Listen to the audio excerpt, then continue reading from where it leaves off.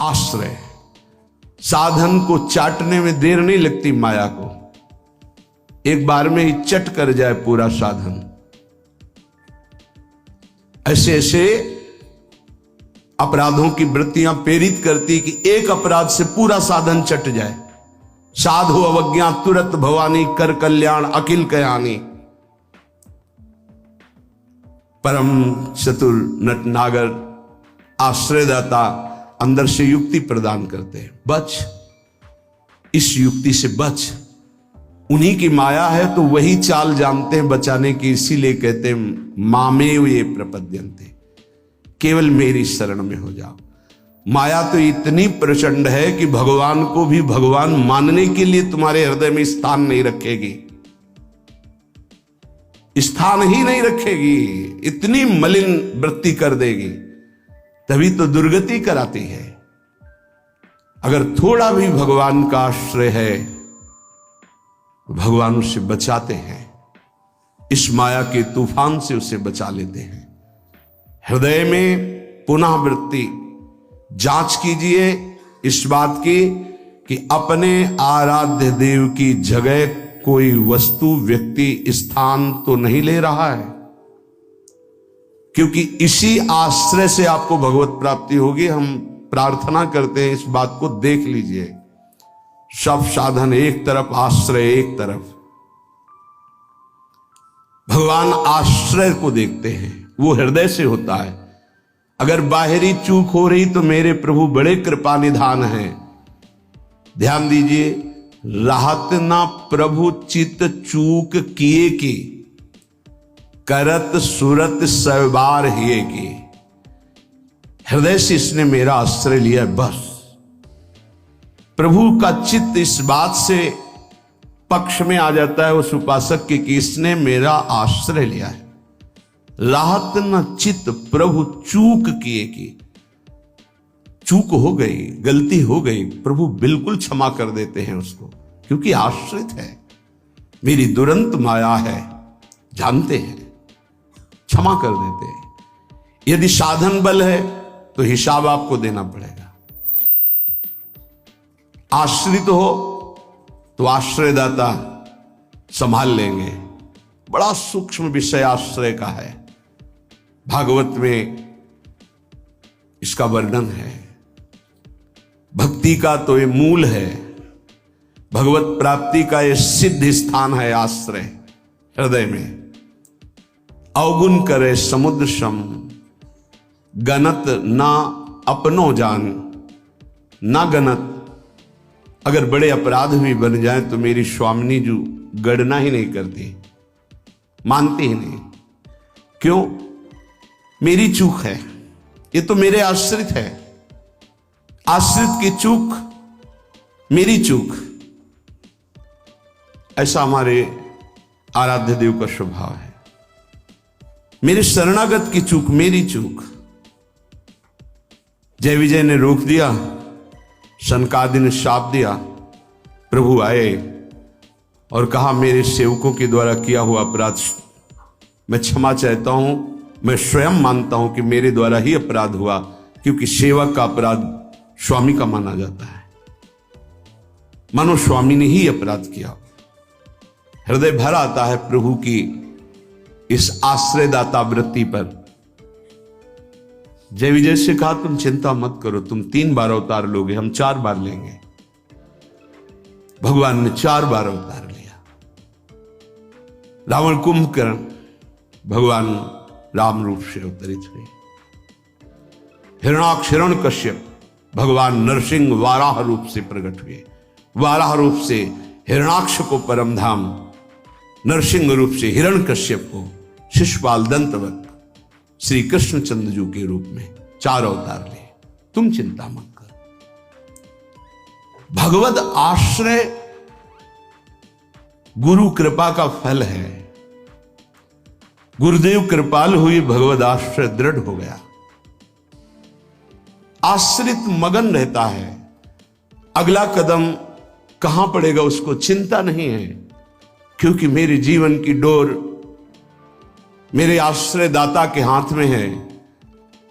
वो जिधर लगाम से खींचेंगे, उधर ही इंद्रिय और बुद्धि ये सब उधर ही लग जाएंगे। नाथ आप देख लो, मैं आपकी शरण में हूं।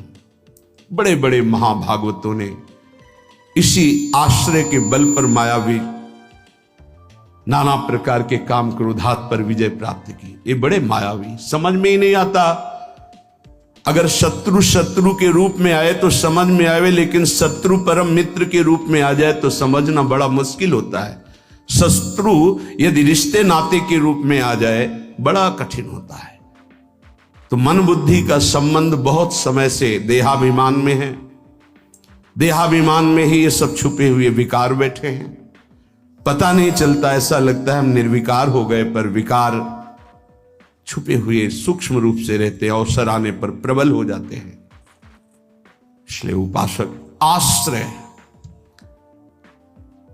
देवर्षि नारद को प्रचंड माया का भगवान से प्रेरित होकर आक्रमण करना, मोहित हो जाना, बिल्कुल तन्मय हो जाना। पूरा प्रसंग में ध्यान से सूक्ष्मता से देखिए। वो कह रहे इस समय कोई साधन भजन नहीं होगा, बस मुझे ब्याह करना है। लेकिन उस समय भी आश्रयदाता की स्मृति नहीं गई। ये आश्रय जोर का होता है। विचार किया कि मेरा हितैषी कौन, बोले हरि। ये महाभागवत की स्थिति को बार बार प्रणाम है कि ऐसी प्रचंड माया के बीच में भी आश्रय नहीं भूले और एकांत होकर पुकारा, प्रभु पधारिए, हरिए सामने। कहा नाथ हृदय से प्रार्थना करता हूं, जे ही विधि होए नाथ हित मोरा, करो सुबेगी दास में पूरा। बलिहारी है। ऐसी प्रचंड मलिन माया के आक्रमण में भी अपने स्वामी को नहीं भूले। आश्रय हृदय में बहुत जोर का। तो स्वामी ने कहा जे विधि हुई है परम हित। तुम हित की बात कहते हो? नारद, मैं अपने भक्त को कभी पतन के मार्ग में नहीं जाने देता। चाहे जितना उसका उपहास कराना पड़े, विरोध कराना पड़े, मैं ये सब सह लूंगा कि मेरे भक्त का उपहास हो रहा है, निंदा हो रही, अपमान हो रहा है, पर मैं उसे पतन के गर्त में नहीं जाने देता। जाओ, जे विधि हुई है परम हित, नारद सुनो तुम्हारा परम हित जिसमें होगा वही मैं करूंगा। और वही किया प्रभु ने, परम हित कर दिया। इसलिए आश्रय, आश्रित को किसी भी तरह से कोई भी परास्त नहीं कर सकता। खास बातें हैं। जहां किसी ने आश्रित को यह देखा कि इसमें तो ना तप है ना बल है, तो वो ये नहीं देख पाया कि आगे तो आश्रित दिखाई देता है लेकिन गोद में बैठा है आश्रयदाता की। 5 वर्ष के प्रहलाद जी का चमत्कार कोई साधन भजन नहीं था। 5 वर्ष की तो आयु है, क्या साधन भजन है?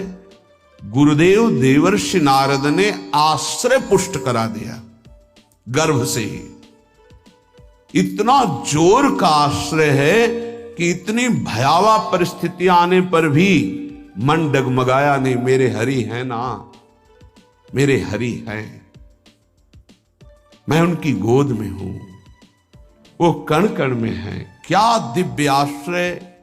इसीलिए सारी दिव्यता प्रहलाद जी के जीवन में पाई गई। गुरुदेव नारद जी से पहले उनका स्मरण होता प्रहलाद, फिर नारद। प्रहलाद नारद पराशर पुंडरीक व्यासंबरी सुख सौनक भीष्म दाल्भ्यान। सबसे पहले भक्तराज प्रहलाद जी का नाम, क्योंकि 5 वर्ष की अवस्था में निष्काम धर्म की चरम सीमा में आश्रय की भारी स्थिति में प्रहलाद जी को पाया गया। ध्रुव जी भी महाभागवत हैं, पर पहला नाम नहीं लिया गया क्योंकि उन्होंने अटल पदवी की आकांक्षा की। निष्काम धर्म की चरम अवस्था प्रहलाद जी की। नरसिंह भगवान प्रकट हुए और पूरी लीला करने के बाद प्रहलाद जी को गोद में बैठाल के कहते, मेरी आज्ञा है, आप वरदान मांगो। हाँ प्रभु, आपकी आज्ञा का पालन करने के लिए वरदान मांगता हूं कि मेरे हृदय में कुछ मांग ही न रह जाए। ये क्या वरदान? मेरे हृदय में कुछ मांग ही न, आपको पाने के बाद अब क्या।